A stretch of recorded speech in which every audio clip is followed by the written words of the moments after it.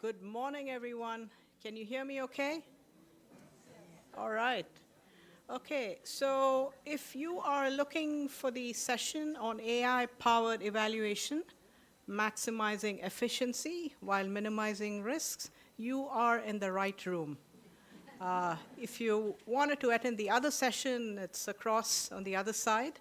I believe it's on infrastructure, maybe led by the NDB. So yeah, just giving you a minute. If you think you're in the wrong room, just walk over to the other one. So my name is Maya Vijayaraghavan.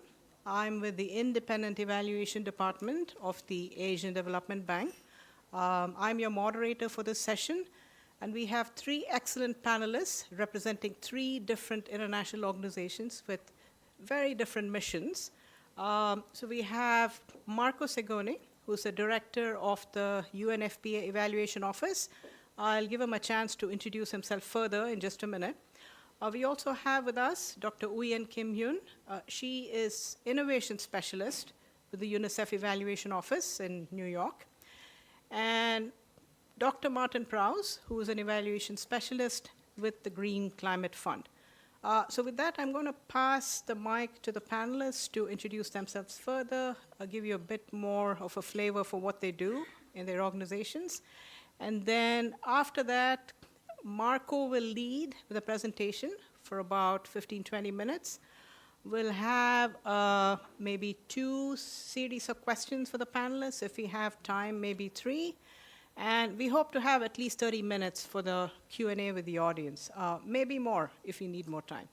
So with that, I'd like to hand over to Uyen to introduce herself further, tell you what she does at UNICEF, and then Martin, then Marco. Good afternoon, good morning, colleagues. Thank you so much for attending this session. I'm very happy to be here and meet many of you and understand your work a little bit further. I'm Uyen Kim Hyun, and I work in the evaluation office at UNICEF in New York City. My background has been mainly in impact evaluations, although I'm very keen on designing and testing new methods and exploring data science as a way to increase the scientific rigor and robustness of our evaluation findings. Good morning. My name is Martin Prowse, Evaluation Specialist in the Independent Evaluation Unit of the Green Climate Fund, where I've been working for the last 4 years alongside close colleagues. I support the unit in working and leading evaluations on impact evaluation and also on evidence reviews. Over to you, Marco. Thanks a lot. Good morning, everybody. So I'm Marco Segone, currently the director of the Evaluation Office at UNFPA based in New York. But before that, I worked also in UN Women, in UNICEF. And also, I had the big pleasure also to be elected as chair of UNEG. UNEG is the United Nations Evaluation Group. That is the network that brings together the evaluation offices of 40-plus UN agencies. And also the co-chair of Eval Partners, that is a global partnership for national evaluation strengthening. But the most important thing is that I'm not a specialist on AI. So, because I'm an evaluator, so as definition, evaluators are not AI specialists. But to me, there is one thing that is very clear, and that is that we are living quite a revolution. So, in the past, we had the telegraph, then the telephone arrives, then internet, and now it's AI. So we have to be very aware that we have to prepare ourselves to this revolution. Because if we are not going to be part of this revolution, we will just simply be left out.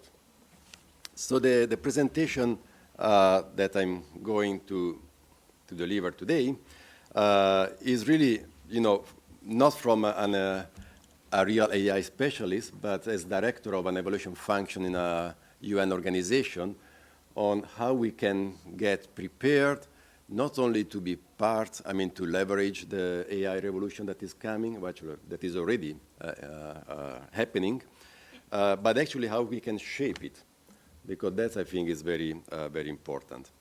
And I have a presentation, but I think here the first slide already gives the key message. And the key message is really about maximizing efficiency while minimizing the risks of AI.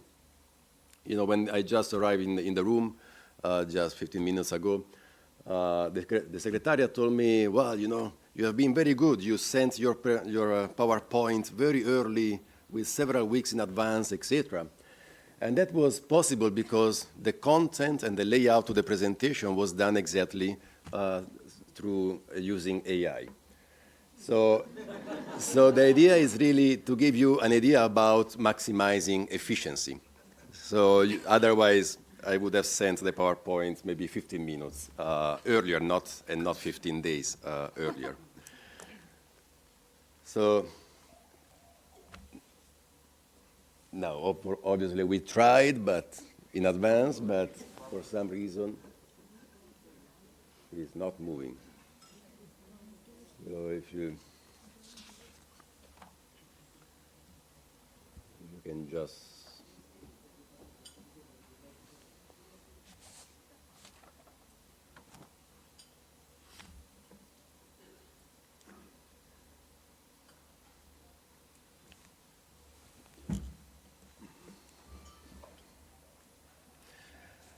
okay, so the presentation is organized mainly on two phases.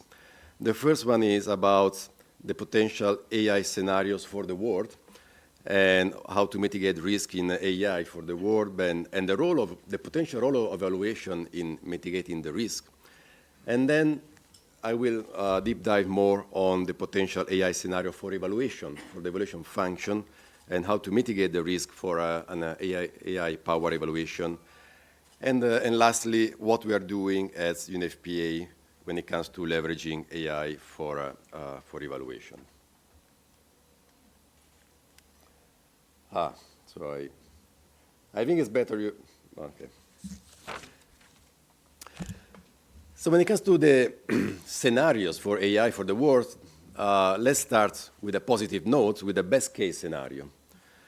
The best case scenario is that AI can be a transformative force to accelerate the progress towards the SDGs, especially now, as you know, unfortunately, after the pandemic, only 15% of the SDG targets are on target to be achieved by 2030.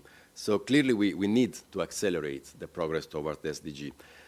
And AI can be a fundamental tool for that, both in the climate change mitigation, in healthcare, education, economic growth, job creation, etc. And that can be done by enhanced efficiency, productivity, and automation in various sectors, and improving decision-making. But there is also a worst-case scenario. And the worst-case scenario is based on the known harms and potential risk associated with the AI. I mean, really, the worst one is the direct confrontation between AI systems versus humans, but also about loss of control and technological dependency on AI. But of course, also everything that is about ethical concerns, privacy, bias, discrimination, plagiarism. These are all potential risks that in some cases are not actually potential, but are already happening. Of course, I mean, there is the big fear of unemployment, that AI will replace everybody, including evaluators. And lack of legal and regulatory frameworks. As you know, even the UN is really struggling to come up with an international convention on AI. Because AI, obviously, by definition, it goes beyond any national border. And that's why it would be so important to have international agreements on how to regulate AI. And then the ecological and environmental concerns. We are all aware of these very big computers in the clouds, etc. How much energy that they can use. So the question is how to reduce harms and mitigate potential risks. And, you know, as I said, somehow it's about making sure that there are strong ethical guidelines and regulations at international level. And it must be at international level. It cannot be at national level, because we all know when it comes to technology, you know, one country cannot compete with the other one in terms of regulatory frameworks. They have to be regulatory frameworks that are to be applied by all countries. So, but we also need robust testing and validation of AI system, data quality and bias. It's very important, transparency, and regular monitoring and maintenance. So, how to do that? Well, first of all, I think that the key aspect is human oversight and control. We should always be in control of what AI is doing. And that's one of the big risks of the black box, because not even the AI engineers sometimes know what's in the black box of AI. It's also very important public awareness and education on AI, so that everybody, we as users, are aware of this potential risk. That's the first step to manage this potential risk. Then, of course, I mean, collaboration and knowledge sharing among ourselves and even beyond the evaluation community. As I mentioned, international conventions and regulations are to be key. And then robust cybersecurity measures and enhanced digital and AI literacy to combat digital divide. Because it's very important that we always keep in mind that when we talk about international development, we are not talking about the global north. We are talking about all the countries in the world, including those countries that do not have access to internet and let alone AI. And what could be the role of evaluation in reducing harms and mitigating AI-related risks?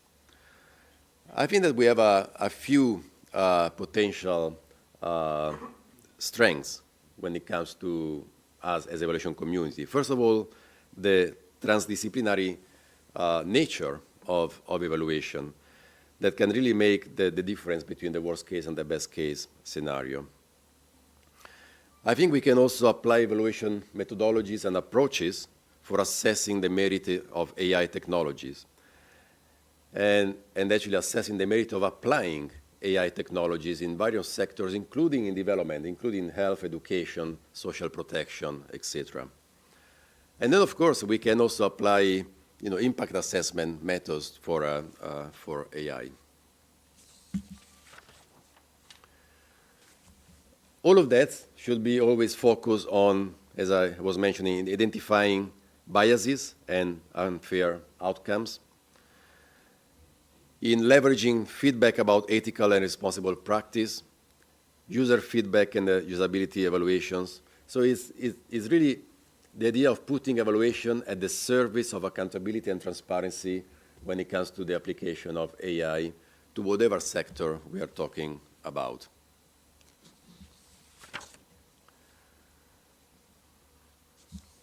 Now, when it comes to the best case AI scenario for evaluation, so now I'm going from the general best case and worst case at global level, more focusing on the evaluation function. Well, so first of all is that AI can really empower the evaluation function. It can improve data collection, analysis, interpretation, and communication. It can enhance objectivity, accuracy, and reliability of evaluations, and also efficiency in evaluations. So these are all the good promise. But of course, we have also to be aware of the potential risk.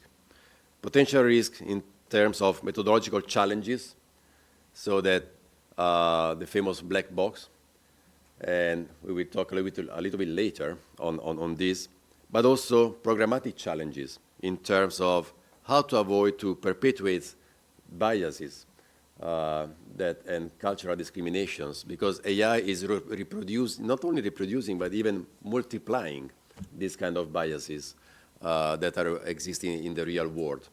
So how to avoid that in the application of AI in evaluation?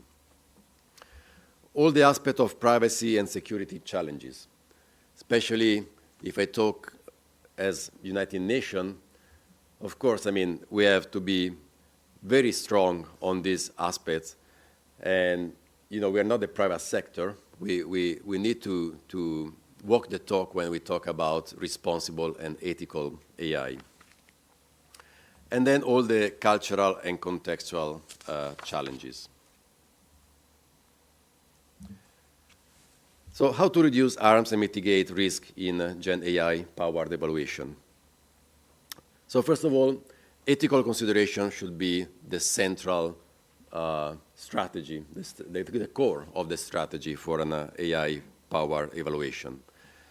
So we should be guided by transparency, fairness, and accountability. That's why we need robust testing and validation, robust data governance and privacy protection measures, continuous assessments and adaptation of AI system applied to evaluation. It's very important to incorporate diverse perspectives and stakeholders in all the AI projects for evaluations. And of course, balancing automation with human expertise and oversight.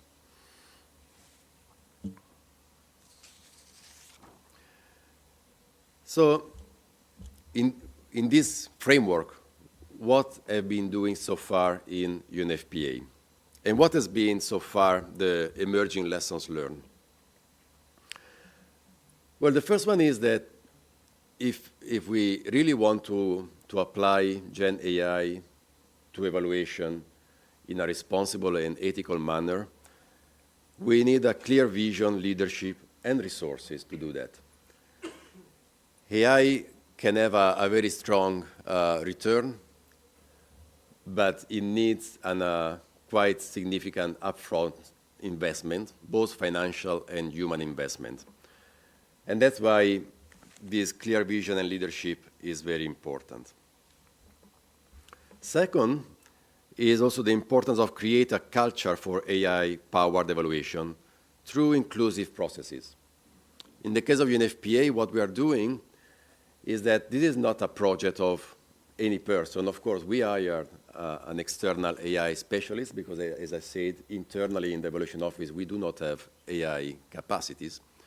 So we hire external specialists, but the entire project is not about that external specialist. The entire project is about the full evaluation function and the full evaluation staff. So we have a series of meetings and discussions with evaluation staff to discuss exactly what are the potential benefits, but also what are the risks, including the fear of losing the job, because that's the first fears of some colleagues. And in my case, it's not I don't see it as a real risk.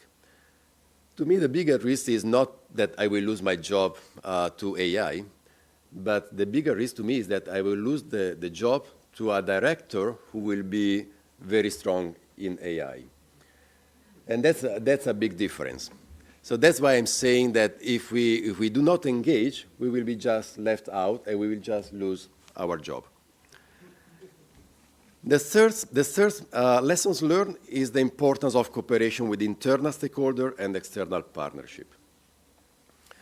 We are doing that in collaboration, of course, with our IT department, but not only. We are doing in collaboration with our ethics office, with our legal office, with our program and technical division, because that's something that encompasses everything. It's not just a one-side project. It's something that we need the multidisciplinary perspective of all the colleagues in the organization, but also externally.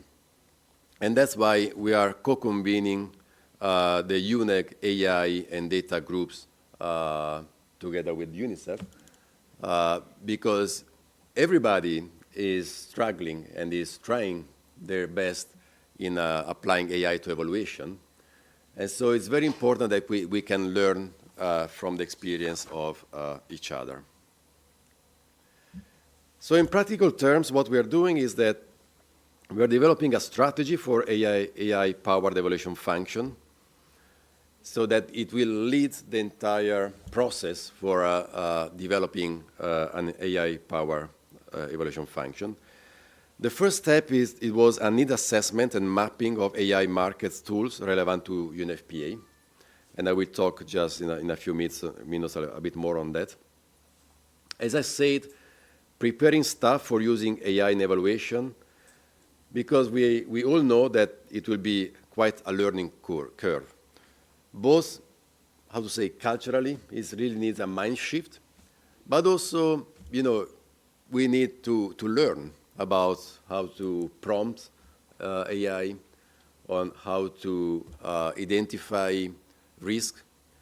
One of my big fears is that my colleagues in the future, hopefully in the short future, will come up with me saying, Marco, this is the evaluation report, and the evaluation report was done by AI, without any oversight from the evaluation specialist. So I have to equip myself to be able to detect, if an evaluation report is done with oversight of an evaluation specialist or not. And it's not so easy. In New York, the public school, they decided to not to allow AI in the school, for example, because the teachers were not able to understand if the essays presented by the students were actually written by the students or by AI. So these are all kind of skills that we will need to develop. And we are also piloting chatbox-style AI search platform for evaluation evidence extraction and synthesis. This is more or less how the strategy looks like. So of course, we have the goal, the objective, strategic priorities, operational priorities, risk mitigation, and then an implementation roadmap. But as I think my time is more or less over, I just have 2 additional slides. This one is just the illustrative use cases that we did from the needs assessment. And you can see that potentially AI can be applied to any stage of the evaluation process. It can be applied in the preparatory stage because it can generate a tailored TOR for an evaluation based on the context. It can support the search and selection of skilled evaluation consultants. It can also support the design phase by synthesizing prior evaluation and evidence to inform evaluation design, develop initial theory of change, including key assumptions and evidence. It can also help in the field by building direct application to clean quantitative and qualitative data, extract and analyze unstructured data from text, images, and audio format, and also the real-time auto-transcription of video calls, field-based audio recordings, etc. And of course, we are talking about generative AI, not the extractive one. That is completely different. The extractive one is already the past, even if it was, everybody was talking about extractive AI just a few months ago. That's already the past. The generative AI is really that can generate draft evaluation reports, can improve the report comments, revision process, and it can even increase report readability and overall quality. You just have to try. Just try the ChatGPT, the Bard, etc. If you are good in prompting, it's quite amazing. As I said, this PowerPoint, the content was done by prompting ChatGPT. And of course, then with human oversight. So it's not, there was a lot of thinking from our side, from me, from my colleagues, etc. But personally, I was really astonished to see what Bard or ChatGPT, etc., can do. And then also in the dissemination and facilitation of use. It can, we all talk about the importance of reaching out community, of reaching out disadvantaged populational groups, etc.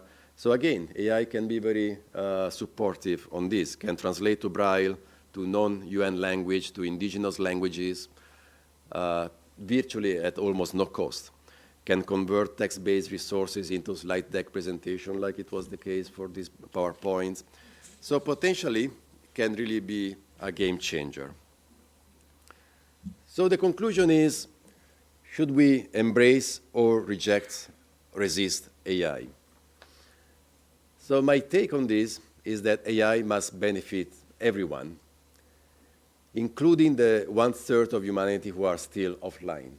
And I think that's probably the major challenge that we will have. We as the international community, we must always keep in mind about those who are left behind. And so it has to be central to our thinking on how to make sure that AI will also be useful and will also serve the ones who are left behind. And that, of course, is a major challenge. Then is that human rights, transparency, and accountability must light the way for Gen AI-powered evaluation. That's something also that we always have to keep in mind. And to be able to do that, we must collectively build essential guardrails for the deployment of AI in evaluation. So, the answer is really, should we reject or embrace? I think that is none of the two. I think that we should really shape AI to make sure that those principles will be applied, and to make sure that we will be able, hopefully in a few months, to talk about the application not of AI-powered evaluation, but of ethical and responsible AI-powered evaluation. Thanks a lot. Thank you, Marco. So that was a really quick overview. Yeah, so I think what all of you must have really been taken aback by is the fact that this entire presentation was put together using generative AI, and of course with lots of human oversight and input. So you got a really quick overview of, I'd say, the potential and the promise of generative AI, not just in evaluations, but I think in development more generally. Marco, of course, highlighted the risks and the pitfalls. So I think what he's trying to tell you is use it wisely. So that is my key takeaway from Marco's presentation. Marco, before I start questions for the panelists, I have a question about what inputs did you give to generative AI to generate this PowerPoint presentation? And how long did the process take? Benchmark it against how long it would have taken if you had to do it manually. Now, as I said, it's just to build our capacity to prompt.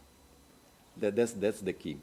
So once you have this capacity, it takes a few minutes, because but the key challenge. The key challenge is really to understand how to prompt AI. Once you have that skill, the actual prompting and the actual results of what you get is really super quick, is a click, more or less. But then, of course, you get, the initial version was pretty different from this one. So that's the key point. I think that we should see AI as our personal assistant, but not as somebody who is going to replace us. It's very important that we remain in the control of whatever we are going to ask AI to do for us. Thank you. I think with that, we could start a couple of rounds of questions for our panelists. I'll turn to Uyen Kim Hyun from UNICEF first. So Uyen, UNICEF's broad mandate is to, I'd say, maximize child welfare, broadly speaking, yeah? And that is a multidimensional goal, right? Could you tell me how AI-powered evaluation tools have assisted UNICEF or will assist UNICEF in understanding the holistic impact of interventions, because it is a multidimensional goal, especially in the areas where traditional evaluation tools may have fallen short in the past. Great. Thank you very much. That's a great question. I want to say just something really quickly about Marco's presentation, which this is the first time I heard it, and it's great. And it aligns with what we're doing at UNICEF as well. Generative AI, I think, has the capacity, it's proliferating quickly. It has the capability of building a knowledge base that is based on information. But the key message that I heard from Marco is that we need human oversight. And it's wisdom from humans that will be able to discern which knowledge is factual and relevant. So there's no fear, I think, in job market losses in this. In fact, it's the fourth industrial revolution, and I think we're all going to be part of it very soon. So the question of using AI-powered evaluation tools is a very interesting one. As you know, UNICEF has been on the forefront of innovations. We have an Office of Innovation based in Stockholm. And more recently, we've integrated AI into our innovation work across programs and being increasingly inquired by other evidence functions. So in 2020, we published a policy on guidance for AI for children, and in 2021, we updated it simply because it was transforming things so quickly. And we included ethical guidelines and recommendations for AI development and use. In terms of evaluating or measuring impact of evaluations, we see it as being very helpful for use in settings where there's little resources and constraints, and it's been a challenge for us. So this is where we started to explore the potential of AI evaluation tools, which will become increasingly instrumental in how we measure how well our programs are doing. So let me share a few examples that we've tested this year. And I will say that at UNICEF, we've only started this journey about 8 months ago. I brought on a data scientist. I was trained as a data scientist, but so long ago that I don't think my Python skills are up to par anymore. We use the AI technique of natural language processing, which is an AI method that involves developing algorithms to extract insights, trends, summaries, patterns of information from typically large amounts of textual data, so qualitative data. And like any evaluator, I really want to make use of the clean and processed data that we have in our internal data warehouses, especially if it's high quality. And in doing so, we started to look at those corpus of work as conditions to fit these conditions for analysis. So here are some examples. Let me provide you. We have an internal database at UNICEF that houses over 2,000 reports. And NLP has really greatly improved the efficiencies in handling vast amounts of data. Like I said before, UNICEF, as many of your organizations represented here, is a very knowledge-intensive organization, right? Geographically dispersed. And in the evaluation function, we produce about, on average, 130 evaluations a year. The first example that we've tested is really sort of small scale in trying to understand which interventions are prioritized country by country, region by region, when they were implemented, how much it costs, and what were some of the common outcome measures. And for these novel analyses, we were able to discern patterns of which countries prioritize which interventions. In this case, it was interventions to end child marriage. It was a quick analysis, actually, and we didn't use evaluations, or we used country program documents, which are quite extensive, and if you're to do this manually, you couldn't get past 100, let alone 190 countries and sovereign states. And in another exercise, we piloted how NLP could help us scope and synthesize UNICEF evaluations. So we based our analysis mainly on our internal data, UNICEF, because we wanted to basically sandbox how it can be extracted to using other agency data.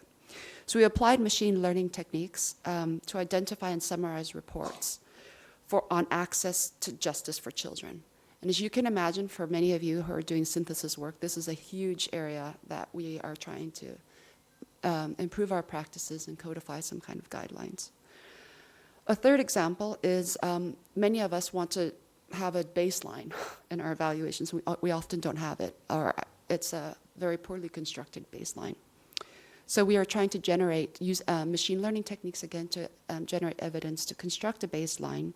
And from this, we're able to identify and concisely summarize specific interventions on violence against children, again, for when they were implemented, for how long, how much it costs, by whom. These sort of summaries are very important for us to understand the pattern and the logic of why we spend money on certain things and where. And then recently, I'm very interested in examining social data. So we tested AI use in scraping Twitter, or X, right?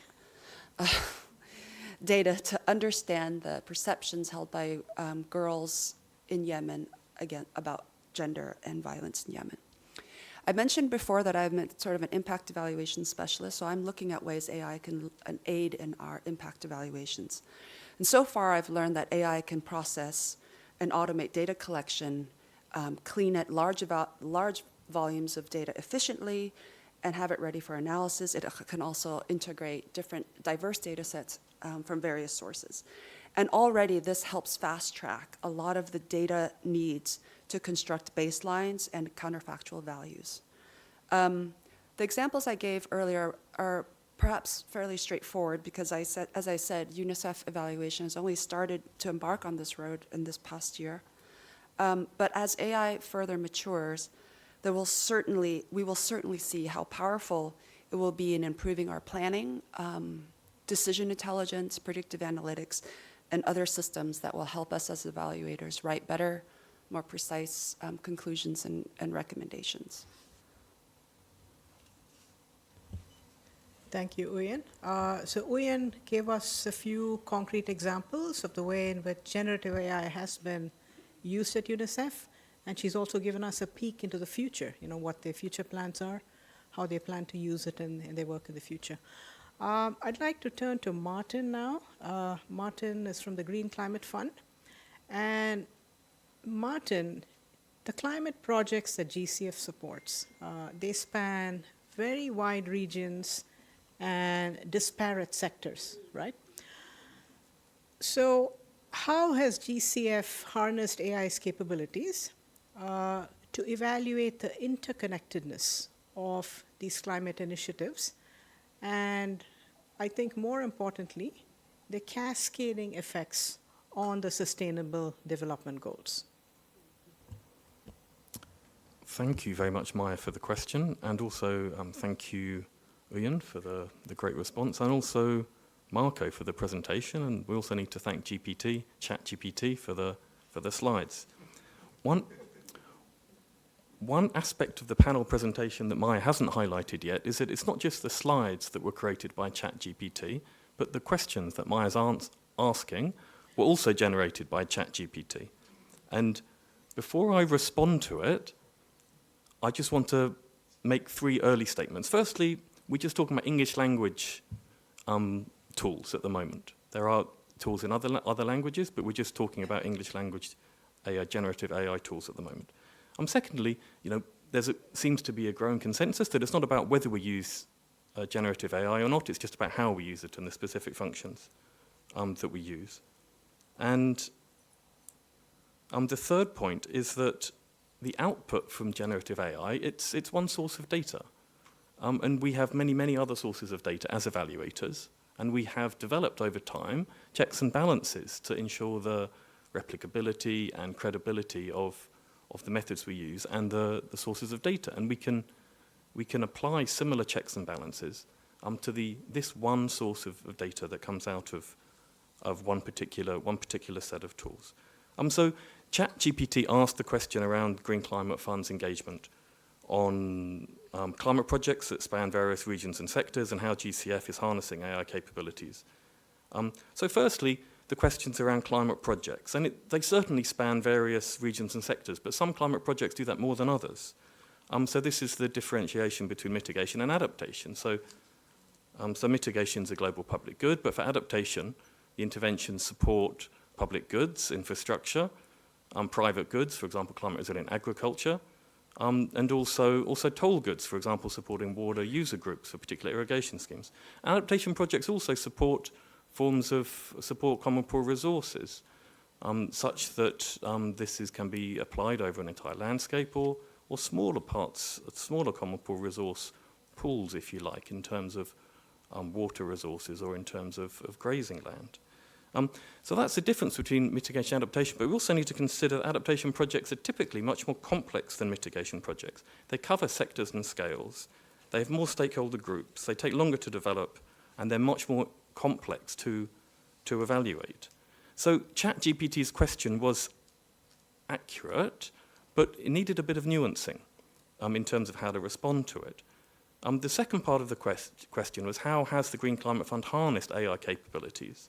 So we need to change this to the future tense, because at the moment, the Green Climate Fund isn't utilising generative AI, and all staff in the organisation received a memo, not an administrative instruction on AI, not an AI on AI, but a memo, and this just asked us or informed us that we shouldn't use our GCF account information, we shouldn't use personally identifiable inputs when using generative AI, we shouldn't display any sensitive information, we need to switch off the chat history when we use generative AI, and we certainly not to upload any sensitive documentation under any circumstances. And we also should be aware of this when we have personal use of generative AI tools. So we need to move to the future tense. So how should the GCF utilize generative AI? And that then brings us to the other part of the question, which was around the interconnectedness of climate initiatives and the cascading effects on sustainable development. And the first point to flag here, which didn't come out fully in the question from ChatGPT, is that the Green Climate Fund doesn't see climate action as being separate from sustainable development. The fund promotes a paradigm shift towards low emission and climate resilient development pathways within the context of sustainable development. And 3 of the 6 investment criteria that the fund utilizes are focused on sustainable development, country ownership, needs of the recipient, sustainable development potential. So the fund sees climate projects as being a subset of development projects and development finance, but just in regions of high climate risks. So again, the question didn't quite get the nuance. It was the question asked around how climate initiatives and their cascading effects on SDGs, but in fact, the way that the fund operates with 12 board members from developed countries and 12 board members from developing countries, climate action is within sustainable development action.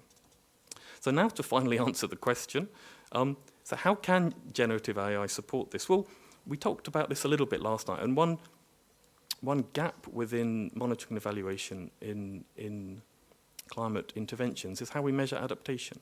So for mitigation, we have carbon dioxide equivalent, but because adaptation spreads across different sectors and across different scapes and across different types of goods, we don't yet have a metric for measuring adaptation, and this makes evaluation work incredibly difficult. There are lots of lags between the adaptation interventions and measuring outcomes.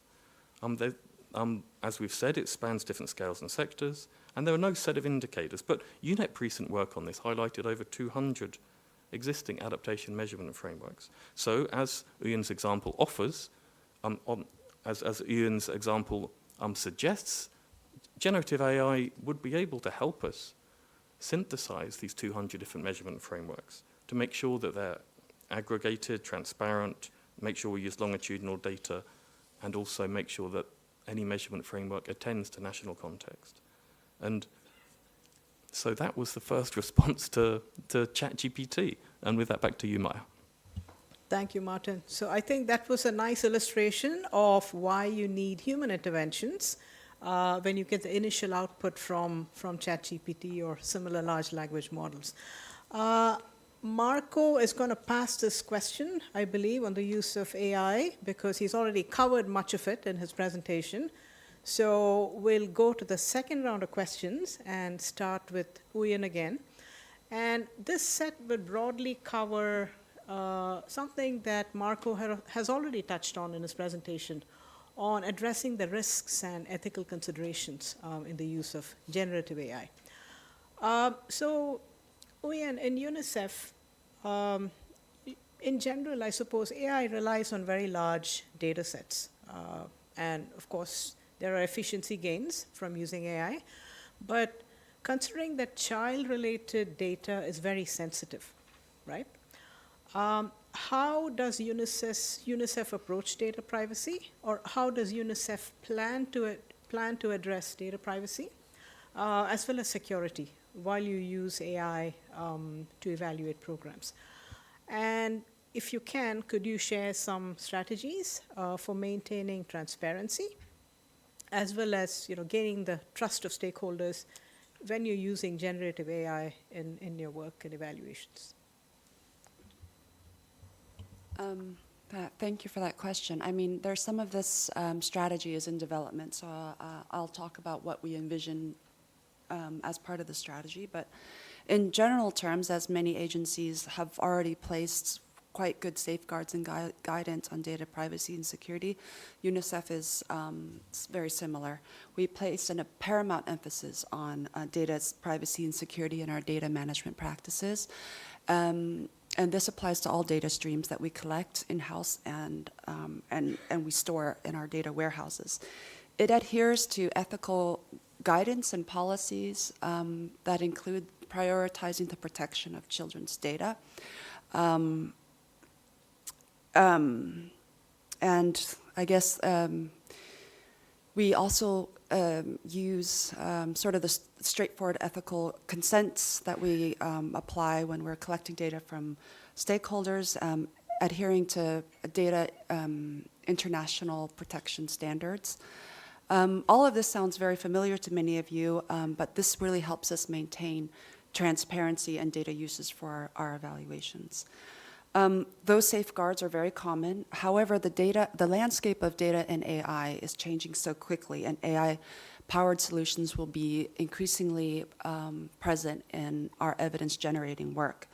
So, as I mentioned, we are developing right now an artificial intelligence strategy, and an important part of the strategy will be to create data technologies that help to eliminate biases in data that many AI systems have. In some of the approaches, I guess, we use, I mean, these are not exhaustive, but I would say these are the sort of the key ones. The UN as a whole is quite late to adopt many AI technologies, right? There's private sectors and private sector economies that are already doing this in a much more advanced stage. So for UNICEF, we will have to develop partnerships with private sector tech companies, NGOs that are already using AI to fight social discrimination, abuse, and perhaps misrepresentation of populations. That's one of our strategies. The second is that it's a highly decentralized organization, so there are many country offices and regional offices that are already sandboxing AI-powered solutions. What we're trying to do with ICTD, our IT department, our ethics department, and other evidence functions, are trying to collate and consolidate some of these good practices, and these will help us develop regulations around the use of AI. And underpinned by, of course, accountabilities and transparencies that will require very strict requirements. A third approach we use is we want to continue advocating and promoting open AI solutions, right? We have to make data open. I think the world is going in this direction in a lot of sectors, in a lot of thematic areas. UNICEF has been advocating for this for a while with many of our quantitative data, but we are looking at developing open AI solutions and developing it as a digital public good so that countries across the globe will be able to use it. Marco mentioned this also in his presentation about changing culture and AI and staff upskilling. This will be central for us at UNICEF to partner with external agencies, but also develop the skills for AI literacy, digital literacy among our own staff. I think at the same time, we know that organizations like ours need to also attract fresh thinking and newly trained data engineers, prompt engineers, in making sure that AI talent is represented across not just evidence functions, but our program functions as well. I mean, I see this as quite crucial to adopting AI at UNICEF because I think if we don't have a baseline of sustained capacity in AI, we will never be able to widely adopt it and adapt to this very fast-changing technology.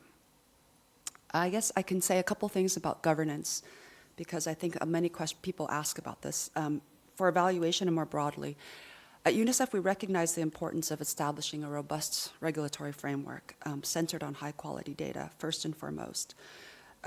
We want to be able to really promote much better digital literacy among our staff with using AI, especially emphasizing its risks and limitations, and the delivery ecosystems that are needed to be employed so that we can codify practices in these AI technologies.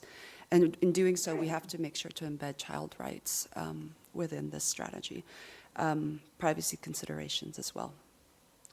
So let me stop there. Thank you, Ian. So, yeah, a whole of UNICEF approach, obviously, upskilling all staff who need to be using generative AI, and of course, some indication of the way, the strategy that UNICEF is going to adopt to actually make sure that it's used in an ethical way. Yeah, especially protecting child rights, I suppose. Yeah. All right. I'd like to turn to Martin now. GCF, of course, evaluating climate projects is largely going to involve predicting some long-term impacts. And so AI models might struggle with uncertainties that are inherent to climate science. How do you navigate and communicate the limitations of all these AI-driven evaluations to stakeholders? Could be future tense, of course, if you're not using it currently. But of course, you would still want to leverage AI's benefits. It's a question to you. Thank you very much, Maya. So, yeah, clearly there's huge potential, and one of the challenges that the climate science community finds is in estimating the present and future costs of adapting to climate change, and there are these challenges are due to numerous reasons: the direct and indirect effects, vulnerability in particular countries, especially particular sectors, levels of adaptation, autonomous adaptation by firms and families, and also the benefits and co-benefits that particular adaptation interventions will provide. So if AI is able to handle these uncertainties in estimating the direct and indirect effects on climate change, AI could help us to refine the present and future costs of climate programming. And much of this at the moment hinges on the discount rate that's used, and that was very, very clear from the Stern report, which is over 15 years ago now. There's reason for optimism. AI can do a better job, it seems, of predicting interest rate decisions by central banks than financial analysts. So there's considerable potential for AI to support us in terms of refining our estimates of present and future costs. I think it's a matter of when AI is able to do this. This will greatly enhance the momentum towards early preemptive adaptation actions, and this will save lives. It will also increase efficiency, and it would reduce the need for expensive, costly reactive measures. And so, generative AI's support in that could be very, very beneficial. In terms of, I would say the checks and balances that we can utilize when we're leveraging the benefits of generative AI, I'd like to offer two examples. So the first example of this is just basic survey approaches. When we draw a sample from a population, we apply confidence intervals to show the degree of confidence we have that the sample mean the degree to which the sample mean is similar to the population mean.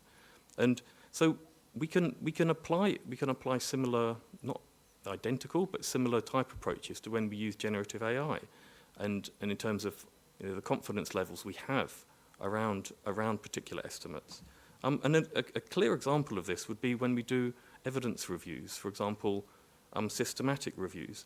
We use scorecards, we use critical appraisal scorecards to assess the confidence we have in particular studies. And we do this across the study design, confounding factors, missing data, biases in outcomes, biases in results. So this leads to a scorecard that runs from low risk of bias to critical risk of bias. And so if we could have applied that same critical appraisal approach to output from generative AI, that would be a check and balance. And it may be the case that if any independent reviewers, 2 or 3 independent reviewers, flag a particular piece of work or text as having sort of high risk of bias or critical risk of bias, then that would be an exclusion for that particular bit of text. So I hope I've responded to the question, Maya. Back to you. More or less. I think we're sort of running out of time, so maybe I'll skip the 3rd round if you don't mind. And I'd like to go to the audience for questions. So please raise your hand, introduce yourself, and tell us if your question is directed to a specific panelist. So we've got the gentleman here, then Sven in the back, and we'll take one more. And once we have responses to that, we can have the 2nd round. Okay, so Christoph David Weinmann of Protean Consulting. I have a question maybe for all of us or to the panelists, coming from the experience that I have as an evaluator. And I think a lot of the information that we generate in evaluations proper, they are not available as data anywhere.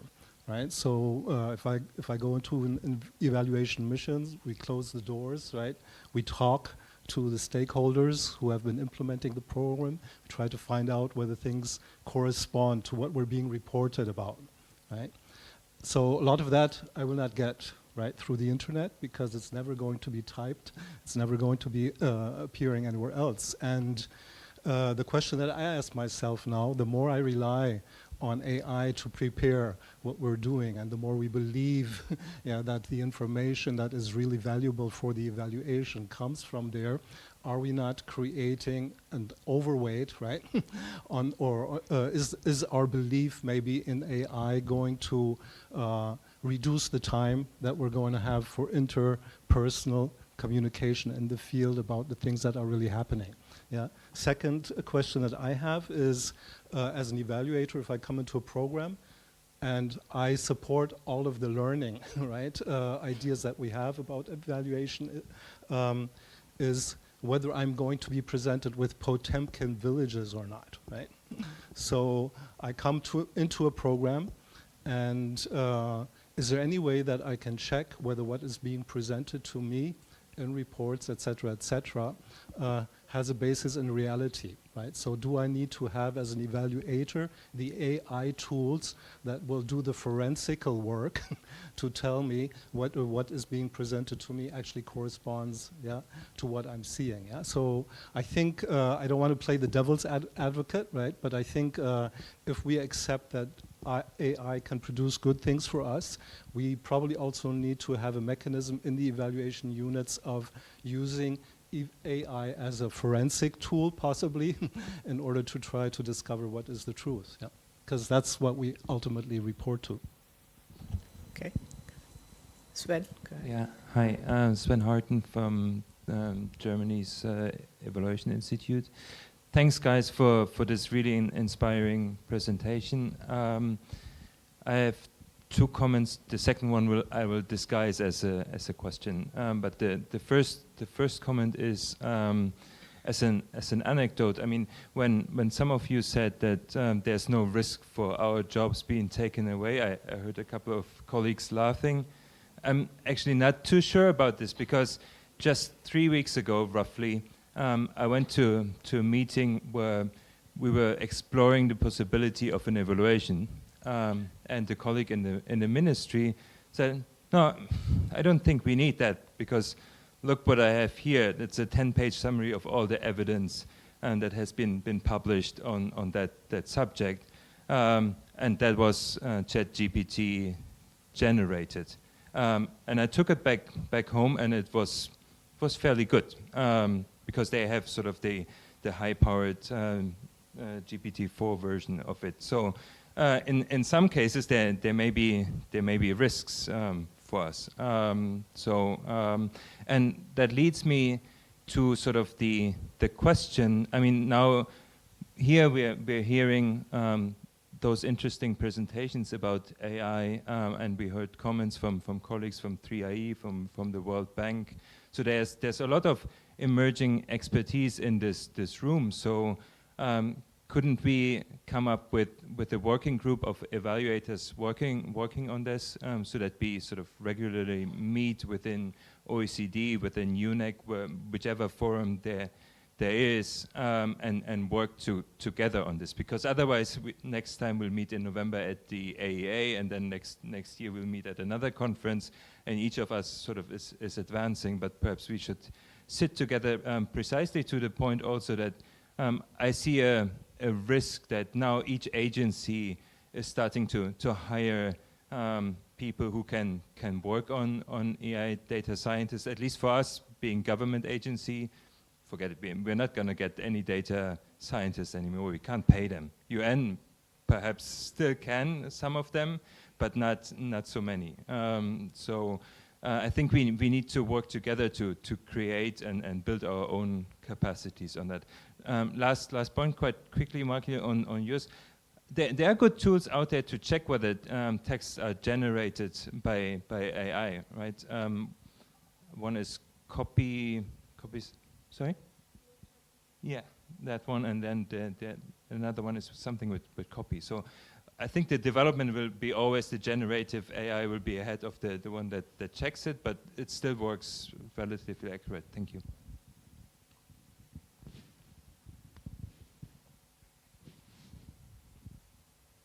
No more questions? Perhaps we can... Oh, there's one there.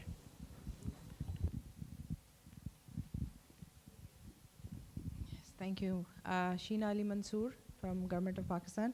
Just my observation that with the usage of AI, I think we'll also have to focus more on our HR policy, and especially our performance evaluation, because in a number of fields where we are expecting creativity or maybe making a presentation will probably be at the same level using this technology. And also the product that is made by using the AI, like, you know, my son gets a straight A when I know that he spent 4 hours playing Call of Duty and just half an hour doing his assignment. So the value of A for me is, you know, I know what's behind it. So I think the value of the final product, as well as the creativity among what we produce, that will probably be questioned. Thank you.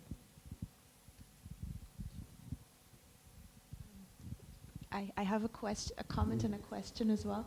Katia Sediakina Rivière from the UNESCO Evaluation Office.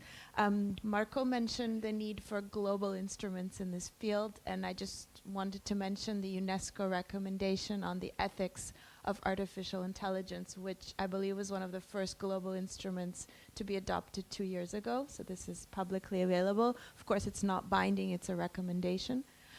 And my question is, more specifically for the UNFPA Evaluation Office, you mentioned that you were working on staff skills and AI. So I'm wondering, how are you going about it? What is it that you're doing? What kind of training are staff taking, just so we can learn from your experience? Thank you. Great. I think, Masa, you have a question? Go ahead. Last one, and then we'll turn it over to the panelists.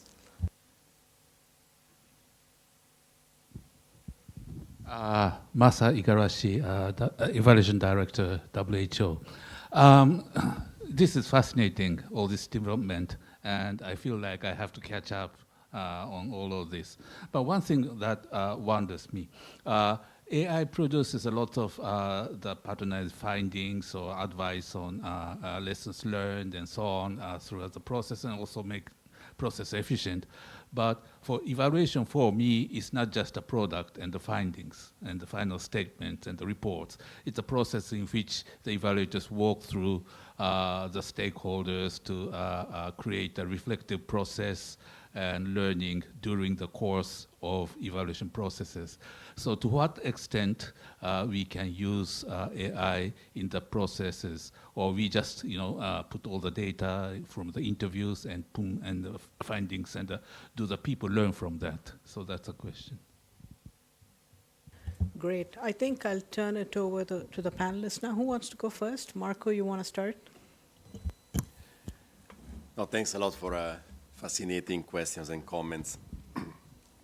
Perhaps I would like just to address a couple of them.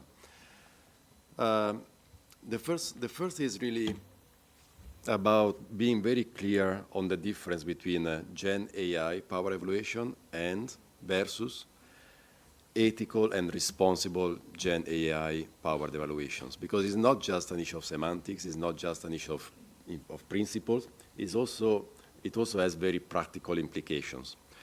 For example, Martin, you shared that in your case, you got a memo saying, well, you cannot use ChatGPT using GCF account. In the case of UNFPA,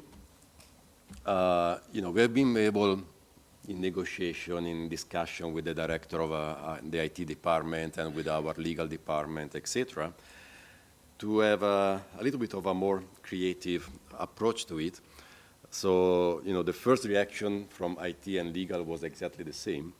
But then they agreed to have a kind of pilot testing and saying, okay, you can use the UNFPA account. Well, in the case of UNFPA, we don't use Microsoft, we use the Google environment, so I'm talking about Bard and not about ChatGPT, but it's the same, very similar tools. And they were said, okay, you can use Bard using UNFPA account. However, you as staff are accountable to the ethical and legal standards of the organization. So they are pushing the accountability to the staff if the staff want to use this tool. And it's just an experiment, so you have to sign, you have to commit, et cetera, et cetera. But at least it's a way of experimenting and not just saying, okay, you cannot use it and full stop. Now, the aspect of ethical and responsible AI, what does that mean?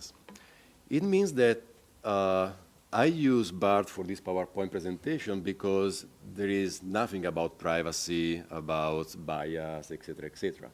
But I cannot use Bard if I use UNFPA internal documents, or if I use data from interviews, from discussions, et cetera, that I cannot do it. So that means that to leverage AI, we are partnering with in the case of UNFPA, as I said, is Google, but can be any other IT enterprise. We are partnering with Google so that they are giving us access to a closed version of Bard. That means that all the data that we use in that closed version cannot be used by anybody else, because that's the issue of the privacy and security, et cetera, et cetera. So it means that also in our case, we also have, as UNICEF has, an evaluation database. So it means that all the documents that we use in this closed system so that they cannot be used by Google, sold by Google, et cetera, et cetera. And we have control on the quality of the data that are inputted. Because if you use ChatGPT or Bard, you have no idea about the data that is used to generate whatever answer the system is giving you. So we are controlling the quality of the data. We are sure that nothing goes outside of UNFPA, but that has implication in terms of cost. It means that you have to pay for that. It means that you need approval by your IT department, legal department, ethical departments, etc. It means that somehow the trade-off is that you get some of the machine learning on your side.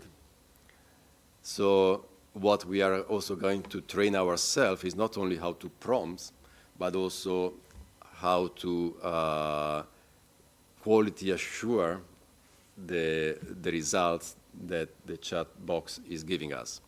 And that's really the machine learning. So we will have to double check, then go back to the system, and that's how the machine can learn. So there is very important implications to ensure quality of data, privacy, security, that I think is very important that everybody's aware of them, just to manage expectations. And the second comments I wanted to address is that there were, I think, two colleagues who were somehow in the same direction. And it's really about the fact that, of course, evaluation is not just about crunching numbers. Evaluation is about building human relationship with the stakeholders. It's about building trust with stakeholders. And of course, that's exactly the aspect that's why I'm saying that evaluator will not be replaced by AI, because that's the value added of an evaluation process. It's not the final report. It's actually the process where you have the learning, the engagement, and with the engagement, the ownership and the potential use. And so what I'm saying is that AI will potentially free up time and energy for us to focus even more in these aspects that are so fundamental for evaluation. Thanks, Marco. So Marco says none of you will lose your jobs, which is good news. Yeah, but then you may need to work harder on the relationship stuff, right? Stakeholder engagement, because you don't need to spend as much time writing the report or synthesizing the evidence. So there's a trade-off there for all of you as well. Uyen, did you have anything to add to the questions on? Yeah, I think actually Marco said a lot of the things I was thinking about during the questions. I guess what I would say is that AI will do whatever you prompt it to do, right? So the continual engagement, it's not just putting in one prompt and taking it, the answer verbatim, right? We know that AI should be a thought partner. It's never going to really nuance the finding the way that we are thinking about what nuance we want it to have. But I do think it is a very powerful tool in helping us work smarter. I recently scored a lot of technical exams for a post at UNICEF, and every applicant wrote almost the same thing, I have to say.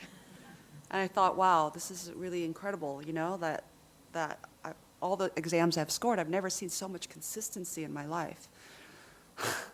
So, you know, we're entering a new era, right, of trying to understand and extract what people know, what people can analyze on the spot, their logical reasoning, the way that they can effectively communicate their thinking to us. But again, I don't, just to echo the job insecurity feeling that many of us might have, we have to see this as the netscape of the fourth industrial revolution, netscape of the internet. This is where we are now. It's very easy to paint a very doomsday scenario of AI because we just don't know a lot about it yet. But as this proliferation of the technology grows, even CEOs are trying to demand better regulation around it because there's so much potential.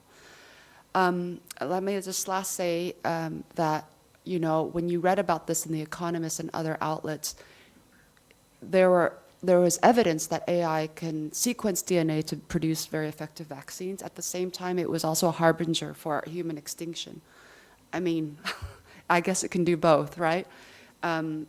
We have to shape it, as Marco has talked about, and the illustrations in the GCF. But we only shape large language models when we all interact with it. So I would urge everybody to interact with it and understanding that the technology is still nascent and not mature, but we should try to build and invest in mature, innovative infrastructure so that it can really thrive and help us do our work better. Thanks. Okay, thanks, Uyen. So Uyen says you have to help LLMs do their job better. Help them help you. That's her message. That's basically Martin, do you have anything to add in terms of the questions that have been asked so far? Thanks, Mark. I'd just like to respond or add to some of the conversation. Thank you, Marco, for highlighting the importance of sort of closed versions of AI tools. And I think that's clearly important because there are some guardrails there and they're ring-fenced. But then we also need to be mindful of our obligations to respondents. So when we do evaluations, we make sure that our respondents are anonymous, that we keep the information confidential, that they're not anything they say and is not attributed to them in the evaluation report. So then we need to consider that when we also have internal closed systems, such that that material isn't then available to others in the organisation. And so just to follow up on that. And I also wanted to follow up quickly just on the homework and the test score conundrum, and about how we. I mean, there doesn't seem to be any. Like Ian highlighted, it's a matter of not whether we use generative AI, it's how we use it and how we approach that. But one thing that does strike me, and also there was an article I read in the FT that hinted at this, is that from behavioural science we know from thinking fast and slow that we use two systems, system 1, system 2. System 1's very, very quick, and this is based on sort of semi-unconscious thought patterns, but it's very speedy, and we rely on this a lot, but it's subject to biases, heuristics, right? We also rely on system 2. This is when we engage the brain. This is when we think methodically. This is when we think consciously. And it appears that when we use the ChatGPT and generative AI, it seems to offer a very easy avenue for using system 1. In other words, we just put the question as a prompt into a generative AI system, and the output comes out, and we submit that as homework or as a test result. But in the long term, what does that mean in terms of how we engage the mind and how we engage the brain? What does that mean for the future evaluators? If we no longer support interns to do some of the initial entry-level work within evaluation units, if we don't support interns to learn on the job, instead we ask interns to write to terms of reference by writing prompts into generative AI, what's the future of this particular profession and that work? Okay, I think we've covered all the questions that came from the audience. So we can ready for another round. Okay, we've got 2 hands up here.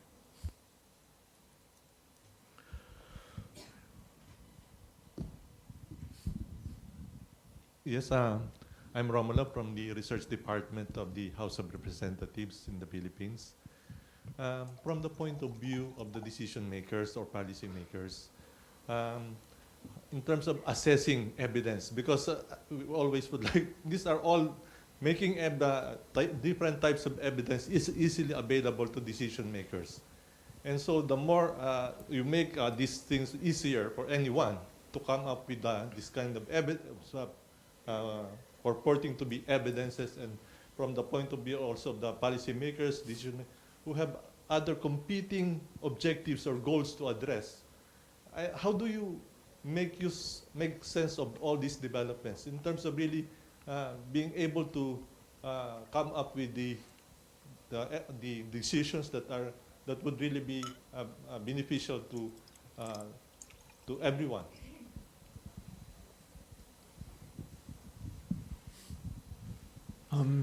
Hi, I'm Miguel from ID Insight, also based in the Philippines. And so as we work more with our partners and the technology advances more and more, we consider using AI in things like sampling, targeting, and data quality checks. But sometimes these tools may not always be the best fit in every context. So my question is, from your experience as evaluators, when do you think it isn't appropriate to use generative AI when working with partners? I think we had 2 more hands up here. Brian?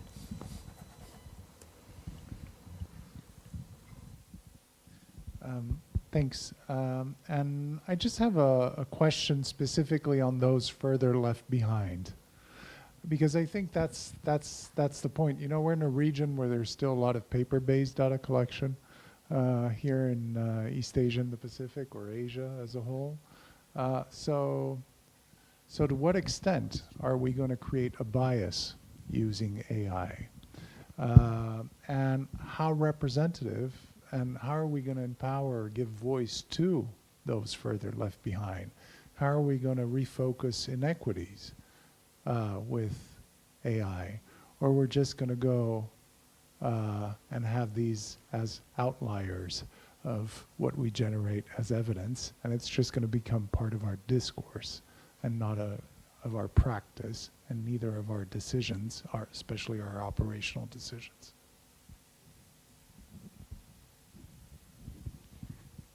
Klump from Palau Ministry of Finance.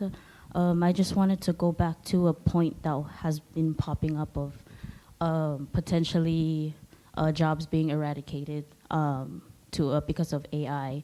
And I just wanted to get your perspective or experience, or I guess insight on the flip side, which is how can AI support developing countries like Palau in terms of improving efficiency, because there's not enough of us to do the work, and as a developing country we continue to struggle with capacity. So just what's your insight? Okay, I think we'll turn to the panelists now, and if we have time we can get another round, but I doubt it. So Uyen, do you want to take one? Okay, Marco, go ahead. Thanks a lot. The more we discuss, and the more very interesting issues comes up. Then I don't think that we have the answer to all of them, but that's exactly the point. We need to discuss them so that we will have the answers in the future. Now, perhaps just three comments. The first one is about this risk. So we had the comments from Romulo, and but also I think Sven was also in the previous round of comments was alluding to that. That more and more either policymakers or decision makers, etc., will have the temptation to avoid evaluators and just go to ChatGPT to find the answer. And that's a big risk, obviously. But and I'm not saying that it's not going to happen. But it's more likely that it's going to happen if we don't engage in the discussion. So to me, again, the solution is not about not engaging in discussion, but it's exactly the opposite. So we need to, on the one side, to strengthen our capacity to recognize these situations. We need to open up a dialogue with also policymakers and decision makers to explain them what's the difference between lessons learned or good practices that you can generate in about 30 seconds if you are good in prompting ChatGPT, or in reading an evaluation report. So it's very important that they understand the difference. And that's, again, is one of the role and accountability that we have as evaluation community. This same thing about those left behind. That was exactly what I was saying during my presentation. One of the biggest challenges is exactly how to avoid that AI will even leave more people behind. And if we don't start to discuss this, that will happen for sure. Because with or without us, AI will just happen. So I think that we really need to engage. And perhaps we even need to think to start about thinking how to rethink or complement our concept of national evaluation capacity development. Perhaps all the discussion about AI should more or less slowly or quickly start to be part of the discussion also of national evaluation capacity development, so that countries can also themselves start engaging with all of these discussions.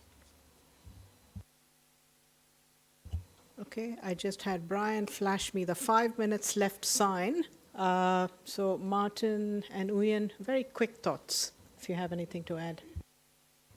Thanks. I just wanted to follow up on that point, Marco, which I thought was Excellent. And so with evaluations, we also include a range of stakeholders in the planning, in the approach phase, collaboration, also with a factual draft, cross-validating findings.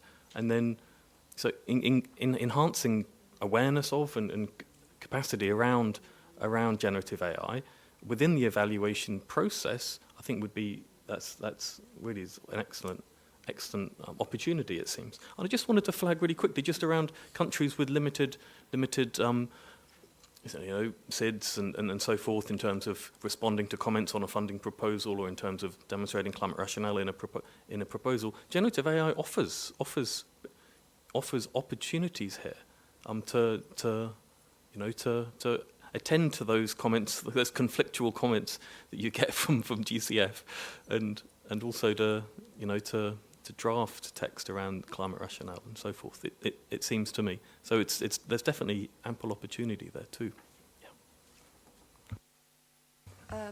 I just have a couple of quick comments. I think most of the questions were addressed by my co-panelists, but we have to feed AI the content that we want it to use. So if it's junk in, it's going to be junk out, right? And I think for large language models, we're trying to refine prompt engineering. We're trying to make sure that these systems are collecting, the most recent, relevant, and the best data that it can retrieve or crawl from the internet. When not to use generative AI, it's a very good question. I think the panelists have also discussed we're going to have to use it, right? It's going to be here. It's a freight train coming. There's no stopping it. So it's really that discerning element that comes from human wisdom. So whenever we use generative AI, we get text and stuff, we continue to interact with it, ask it to be more specific all the time, and then you will see just through this experimentation that it can actually generate information that you can fact check yourself. And then on the digital divide, my colleague Ricardo, yeah, I think AI is going to certainly punctuate the digital divide in a very serious way. When the SDGs came out, I must say I was really surprised that there were only 17, because the rectangle is not complete. It should have an 18th one on broadband or something, or I don't know, connectivity. And as we approach 2013, this is something that is severely lagging behind and really emphasized with AI, especially in countries like Palau or in the Southern Hemisphere. We literally have a couple of minutes left, so just a quick recap. I think we had a whirlwind tour on the emerging promise of AI, generative AI specifically, and of course, all the panelists have highlighted the pitfalls and some of the risks and some strategies to mitigate them that each of the organizations are taking. We discussed exploring AI integration and evaluation, quite in-depth discussions on risks, managing the risks and the potential pitfalls, and also some strategies to sort of maximize the efficiency in your own work. So use with care, I think, is what we heard from all the panelists. I think the point that Marco made about trying to get a closed version of it for your own work, I think that's good advice, because that means you still maintain confidentiality of the information. So I think you have a lot of good tips from the panelists. And this is, I think, just a conversation that's not going to stop. This is just a beginning. And I think all of us have used some version of generative AI in part of our work for fun or for real, and that's just going to increase, I think. Yeah. And with that, I think we can close the session and give you 1 minute of your time back, end a minute early.